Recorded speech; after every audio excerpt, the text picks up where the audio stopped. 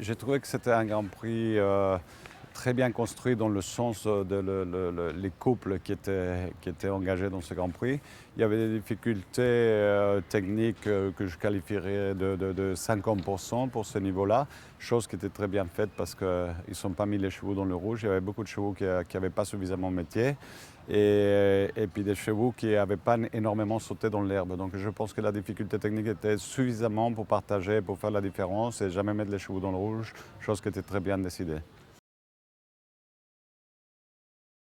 Les pistes en herbe, c'est des pistes qui rassurent plus les chevaux, qui malheureusement on en a de moins en moins et que les vieux concours comme Vichy, ils existent de moins en moins et les gens ils passent tout dans le sable.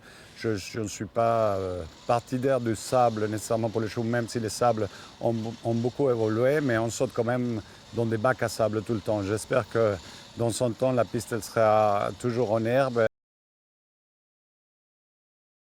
C'est spécialement ma décision de venir tout le temps à Vichy.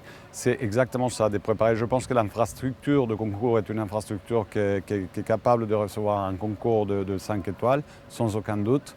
Je fais tout le circuit de 5 étoiles en Amérique du Sud, en Amérique du Nord, en Europe. Et Vichy, c'est un endroit, un emplacement et une infrastructure qui peut accueillir parfaitement un concours de 5 étoiles.